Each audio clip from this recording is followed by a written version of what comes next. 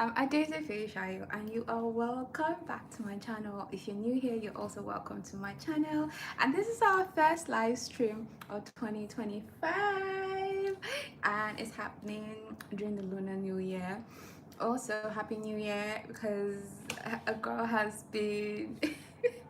I've literally been living in Substack the past January, I suppose, Substack and WhatsApp.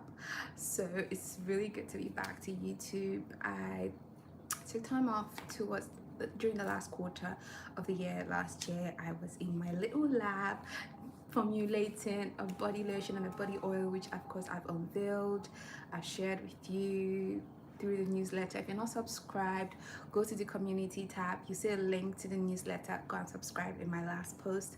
Welcome to February and let's get into the video. Oh, before we do that, let me quickly show you the body oil and body lotion. I'll do a different post on that. Let's do a different post on that, right? So we can look at like everything: ingredients, packaging, texture, shots, my review, and also reviews and testimonials of customers. So let's do that. But yeah, I just been really in my bag basically. Look at the connector bag. As at last year we ended things getting trademark for the tea, getting incorporated, a gully getting branded, you know. I know last year I unveiled the body wash, but now we have the lotion and the oil, not just in the small bottles that I launched the Christmas and New Year setting, but in bigger bottles. So I'm excited about that. But like I said, a different video on in-depthly on like the whole connector skincare, right? Later in February, maybe just in time for the Valentine's sale. That being said, how can you win in 2025? No, because this sun is giving me like a glow that is looking like I'm sweating, which I am a bit, but like who cares, man? Whatever. Anyway, hi. How can you win in 2025? 2024 was a year we embarked on a healing journey together, and healing is not linear, right? So we did a lot of like hormonal balancing, healing of like our organs, improving our skin health. Look at the glow.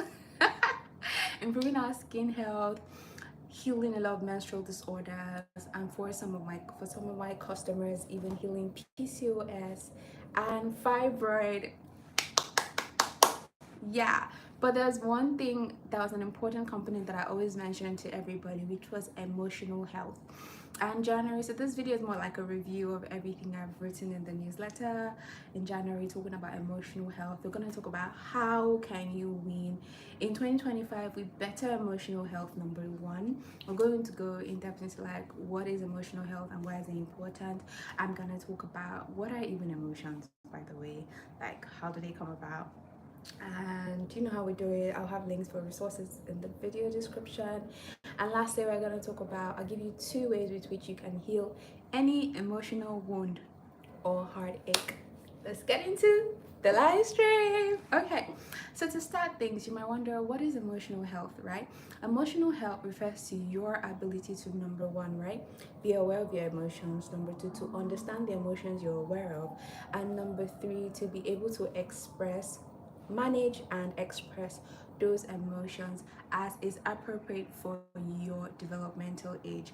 For example, I'm 28, I think. I'm 28. There's a standard. I'm at a developmental stage where it's expected for me to be able to be aware of my emotions, to be able to understand the emotions that I'm aware of, to also be able to regulate them, that is to manage them, right? And then to also be able to express them, right, without resulting in emotional stress for myself or for others. Miscommunication, which is bound to happen, but like gross miscommunication or worse, emotional abuse of myself or those around me. So basically, that is what emotional health is: your ability to be aware of your emotions, to understand them, to manage them, and of course to express them. So why is our emotional health important? Number one, I'll go back to what I always say on this channel: your emotional health directly impacts your physical health. It directly impacts your mental health. If you are emotionally stressed, your body is going to be saturated in cortisol, right? That's that hormone that is triggered when we're stressed, which triggers our fight or flight response, which also negatively impacts our immune system. It puts our nervous system in a place of stress. We're not calm, and that could lead to impacting your skin health, in you breaking out. For example, it could have negative impact if the emotional stress, cortisol, is linked with your emotional health, in the sense that you're feeling sad, you're feeling angry, you're feeling worried, you're being worried, you're feeling depressed, and all these emotions just stay in your mind, stay in your body, and you don't process them. So all of these can lead to negative impacts on your liver, on your kidney, in your heart, on your spleen, and all these vital organs are important for your menstrual health and your reproductive health, because they all have to work, plus all the other functions they do in your body. They all have to work together to make sure that your menstrual cycle is functioning well. They are metabolizing and regulating your different hormones for different phases of your cycle, like your estrogen, your progesterone, your testosterone, all these things. So we see how emotional health is directly linked to our reproductive and our menstrual health. That's number one. That's why it matters. Number two, why it matters is because when you're emotionally healthy, you are content with yourself, you have self-contentment, and you have confidence. Okay, you have confidence in not only in yourself but in your abilities. You know that, like, I got this, I can do this. When you're emotionally healthy, it's easy for you to maintain self-trust. That's the ability of you trusting yourself to do what you say you'll do, the ability of you trusting yourself to show up for yourself, to care for yourself and your well-being, things like that. It also makes sure that you can deal with stress. When you're emotionally healthy, you can deal with stress, whether it's physical stress, emotional stress, chemical stress, and you can also overcome obstacles, right?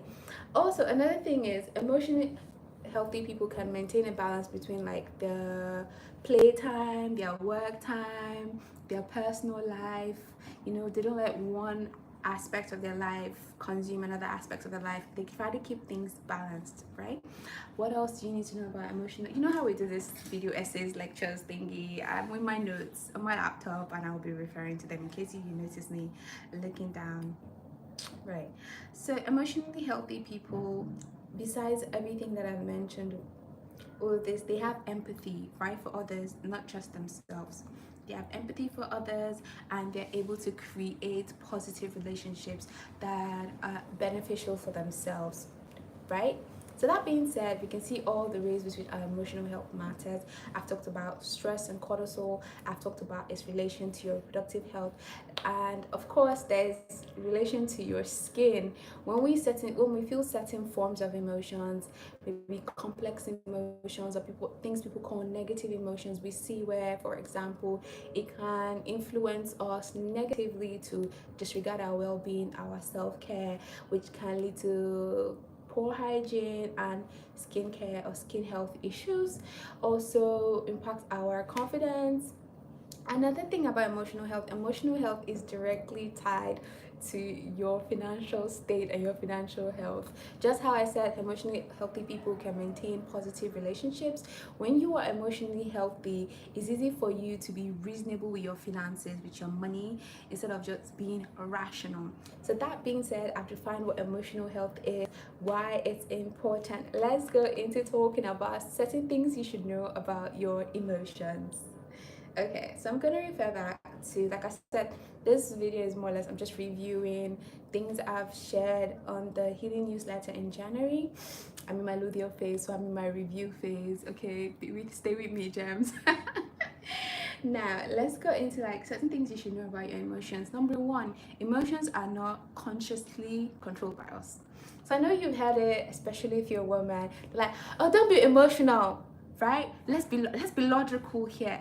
And the funny thing about that statement is, our emotions are regulated by the limbic system. So LIMBIC system. It's one of the most oldest parts of our brain. Like, it's like a prehistorical part of brain that our body has kept, even like coming generations and generations. And this part of the brain helps you regulate your emotions and your behavior. Now, going back to emotions, since we're infants, I'm sure you probably have vague memories of, like, your childhood, maybe not your infanthood, but since we've been infants, we've been feeling emotions, right? And because of that, we've had responses, and over time our brain, based on that subjective experience, has noted what happens to us in our environment, and based on our survival skills when we have certain emotional responses. So it will surprise you to let you know that your emotions are made up of, or at least strong emotional responses are made up of a couple of things, and most of them have literally nothing to do with your rational brain. Number one, they have to do with what you value. I know, like going back to infanthood, as a baby you value being able to eat, being able to sleep safely, being able to have an older person, an adult or a guardian, being able to regulate you when you're distressed. So basically at childhood we have our basic needs, right? Safety, support, comfort, happiness, things like that, joy, right? And of course you have anger, discomfort. On the other hand, like maybe say a baby's nappy is wet with urine or poop, excuse me. Now, so from young age, you know what you value instinctively as human beings. We have our limbic system, the oldest part of our brains, there to let us know when we are probably not safe, when we're not being supported, when we're obviously not happy or content. You know, when we are disappointed, when we are angry, when we're sad, when we are afraid. That is fear. And so you see that what you value, a sense of safety, like your core values. If I say some of my core values, like stability, sense security, sense of safety, love, things like that, right? If you value those things, your emotional responses are made of what you value. Now, that's what you value on one hand, and there's what you find important, and this can switch based on your social cultural like environment.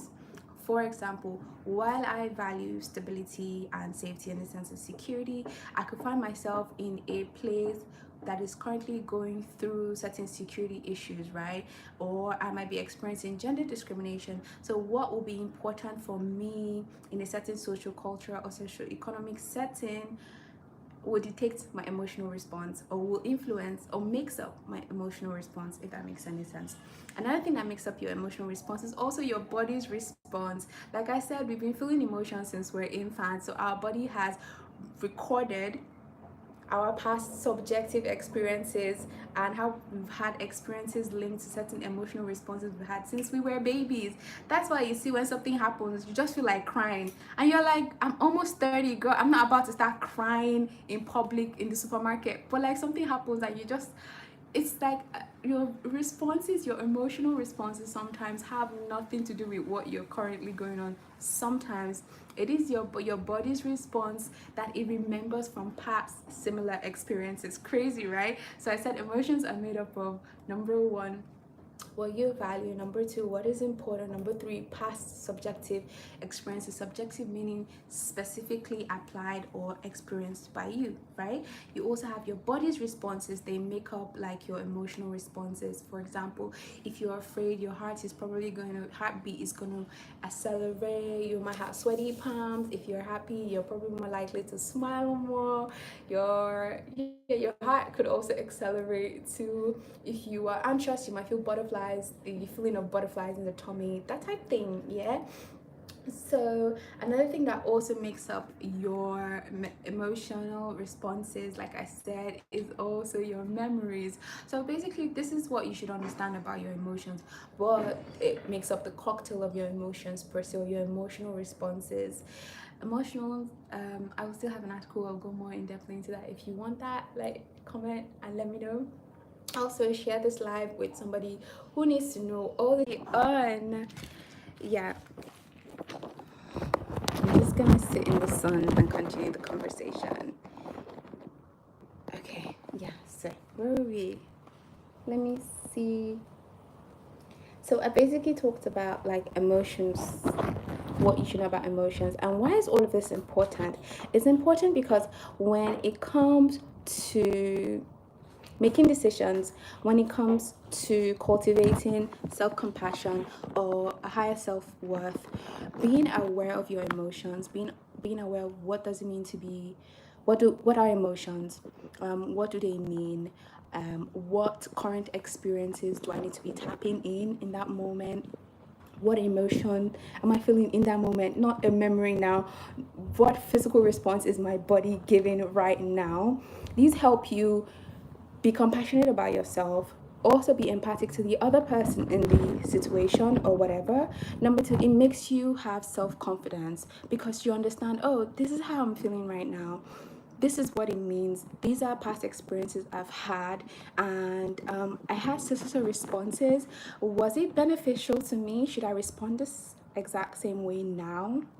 This is why it's really important when you are aware of your emotions and the impact it can have on your self-worth and also your ability to make the right decision. So in this situation now, going over everything we've talked about the past, say, 15 minutes, you understand that your emotional health directly correlates to your ability to be successful. First of all, what's your definition of success? I've talked about this in past live streams. You need to know your personal definition of success. When you know your personal definition of success, the next thing you need to look at is what is your vision, right? And how do you feel about those visions? Is it directly uplifting things that form part of your core values? Remember, I said it. What you emotionally value, you're more likely to take action in. You're more likely to appreciate, and obviously, it affects your health, as we talked about in the beginning of the live stream. So that being said, let's move on to 2 ways with which you can heal. Should I make that another video? Should we make that another live stream? I know some people are on the live right now. Comment to let me know. I think we should wrap up this video here. We'll do another video and we'll talk about, oh, I said I would. Should I? Okay, let's do it. Back to building self-trust. If you say you'll do something, do it. Let's go ahead and let's talk about how to heal emotional wounds and or heartbreak, right? Because this forms an important part in this year 2025. You want to get your money right, you want to get your social life right, you want to upskill your skills, your emotional intelligence skills, your career skills, academic skills, whatever form of skills, your well-being, your physical health, your reproductive health, your mental health. You need to be emotionally regulated, you need to be emotionally aware, and of course your emotional expression. I would have more parts of my, I'm currently publishing parts of my thesis on my training as an emotions coach. That's what the articles I'm reviewing from part of the thesis that I published in the Connector to Healing newsletter. Like I said, if you check the community post, my last post, there's a link to subscribe to the newsletter so you don't miss out. Yeah, this is also part of the thesis. Now, that being said, let's talk about emotional wounds, right? So basically, it's like a physical wound, but it's in your mind, in your heart, if that makes sense. And if you don't process them, it can negatively impact your skin health, whether or not you begin to have like stress, acne, breakouts, and even skin, blah blah blah blah blah. It impacts your ability to show up for yourself, to take care of yourself. It can also lead to other health issues that impacts your ability to be motivated, to be active, to work out, things like that, and which it can also impact your vital organs like your heart, your liver, your kidneys, your spleen, which can negatively impact your menstrual health and your reproductive health and can lead to issues like with your eating or nutrition. So you see how being in your feelings, not processing your anger, not processing your worry, not processing things we call tag negative emotions, not properly processing them can also affect your overall health. That's why if you currently feel heartbroken, you're worried, you're anxious, you're currently dealing with a lot of distrust of someone, maybe betrayal from a friend or just miscommunication, things like that, let me talk about 2 ways which you can heal emotional wounds, right? So I think I'm going to switch to one hand so I can access my notes. Yeah, okay, hold up.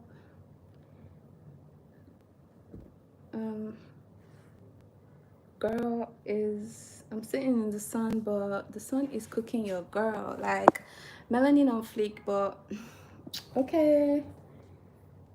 Okay, so number 1 of the 2 ways is learn to cope with loss, right? So if you're emotionally healthy, I mentioned it before, you are regulated, you are self-aware, you are empathic, you are able to adapt to situations, you are discerning, right? You have discernment because, like I said, with emotions, you've noted like past experiences, your emotional responses to things, and you are able to tune into the situation and analyze or discern what emotional response or how you express your emotions is valuable, or keeps what is important for you. Oh, thank you, Visual EXO. Yeah, my skin is flawless. It's connector. I don't know if you know, but I launched my skincare last year, and yeah, December I launched body oil and body lotion. I talked about it earlier in the live. I'll have a whole video on them, going in depth into ingredients, review, things like that. So yeah, although I am sitting in the sun also. Thank you.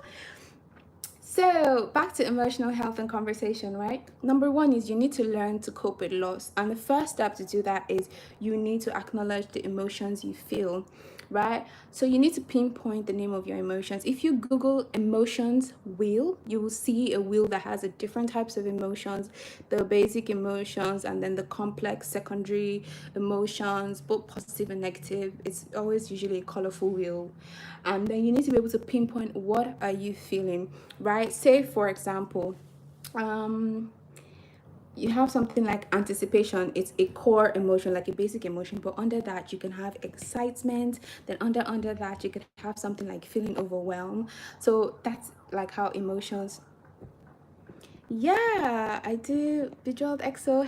Hi, yeah, I launched like a whole line, really. Like, it's an anti-aging line. I have the body oil, which I showed you earlier. I have the body lotion, and of course the body wash that I've talked about repeatedly on the live stream before.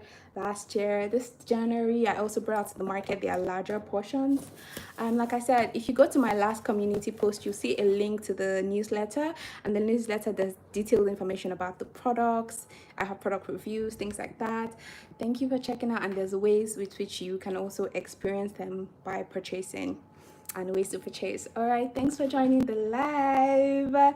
So the first step, like I said, to heal any emotional wound is to learn to cope with loss. First of all, you need to acknowledge the emotion you're feeling. The second step is you need to confront the emotion that you have identified, because it's only when we acknowledge what we're feeling. If somebody says, oh, you're angry about the situation, I may not want to express the anger. Maybe I don't feel safe enough to express the anger in a particular way, but yeah, I need to acknowledge to myself, and I need to confront, like, I'm angry. Why does this make me angry? I need to ask myself, and why do I think I can't express my anger? There are many ways to express anger. I don't have to be shouting and screaming, right? But sometimes if that's what you need to do, like, yeah, certain situations call for that. You should, right? Dark feminine energy. You know what I mean? But basically, when I talked about what gave me heartbreak, that was 2023. It was literally the Nigerian National Assembly that broke my heart, right? Because the 5 gender bills were not signed into law with the 11th Assembly, and I'd worked so hard on the advocacy campaign. I had so many hopes, I and other Nigerian women, and I was just heartbroken. And for a while, it just felt like I had this limiting belief, like, this bill not being signed shows that, oh yeah, my reproductive health doesn't matter. I have nothing else to give, nothing else to do, which is a lie, because obviously I relaunched this platform to continue talking about reproductive health issues, but focusing more on health. I went, and I'm currently training as a naturopath and an emotions like coach. I launched skincare that helps you maintain your skin health and your reproductive health. I've launched a newsletter that's helped a lot of women. I've launched like teas that heal PCOS and fibroid that's helped women, and has also like improved my finances. So you see how me being able to deal and confront with my emotions of low self-worth, my emotions of heartbreak, my emotions of disappointment, of anger, being able to confront them, and then me being able to, okay, you know what, I have the choice to, this is why I feel this way. Is this true? No, it is not, right? And for me to then focus my energy on things that are positive and things that are within my control. right? And when we do this, this is the best way for us to stop lingering on, say, emotions or emotional wounds, right? Now, number one, we acknowledge and identify the emotions we feel. Number two, we confront them. That's we know what emotions, we confront them, ask what are the experiences behind these emotions, what values is these emotions either like challenge or support. Remember, what memories do I have related to this emotion? And then what is my body response saying? And how is that impacting my health, right? So when we are able to do, oops, no, because it's live. Anyway, as I was saying, when we're able to do all of this, it's easier for you to then learn to cope with loss or cope with whatever like situation that led to that emotional wound or heartbreak. So the second thing to do is to be responsible for yourself. I want to end this live by in 30 minutes, so I think this is the last point. So you need to be responsible for yourself, right? It's your life. You need to take responsibility for it. No more playing the victim, as the YouTube girlies would say, villain era. But I'm not a fan of villain era. Like, you need to be in your light era. You know how light just illuminates everywhere, like it just chases away the dark, it just lets things grow and flourish, it lets things glitter and glow. You need to be light right now. Stop waiting on others, stop blaming other people. These are all signs of emotional immaturity. You need to take responsibility for your emotions, for the actions or inactions, words or behavior they led you to carry out. So the first step to do that is you need to forgive yourself and others. If you are healing emotional wounds or heartbreak, you need to forgive yourself. So forgiveness is basically, it allows you to process your pain, right, without allowing it to control you. And this will basically support you to work on healing connections, not only with yourself and building self-trust, but also with other people. Do you understand what I'm trying to say? Your second step is you need to improve your attitude. While we can't control everything in this world, we can control our thoughts. So you need to be more self-aware, emotionally aware. I'm going to be this Sunday, that's tomorrow, I'm going to be releasing a healing letter talking about how to become more emotionally aware and how impactful it will be on your emotional intelligence and other areas of your life. Right? So you need to control your attitude, your reaction, and your behavior. Right? While all these emotions like fear, disappointment, anger, sadness, frustration, self-doubt, they can trigger emotional meltdowns. If you get triggered, you need to put some space and time before you react. It could be taking a walk, taking a deep breath to your stomach, holding it for a few minutes, exhaling audibly, or telling someone, just give me a minute. Our emotions, they communicate to us like I said, our memories, what we value, what is important within the context of that stuff, or what was important before. And of course, like they also communicate like our needs, right, and our past experiences. So basically you need to know that your emotional well-being, your resilience, all of that comes from focusing on the positive aspects of things. I know, right? And of course the third step is to, in taking responsibility for yourself, especially with your emotional health, is to learn to say no. The fourth step is to respect your own boundaries. A boundary is saying, if somebody does this or they do not do this, you will do that. Meaning something within your control, you communicate. Oh, for example, if I don't live this life by 30 minutes, you can leave what's it called? I will just shut down my phone. Something like that is like a boundary. That's the poorest example, but basically your boundaries should be about standards that protect you and your well-being. And of course, you can get more information on healing emotional wounds and heartbreak in the newsletter, The Connector to Healing. So connecther.substack.com. Thank you for watching this video, Jams. Thank you for staying on the live stream. Sorry about the overheating in the middle. I'm using my phone. And I'm sitting in the sun. So That's not helping. But thank you. It's 30 minutes. I hope you've been able to get a couple of information, a lot actually, if you've been taking notes on how to win in 2025 by being better with your emotional health. Bye. Bye, Gems. Bye.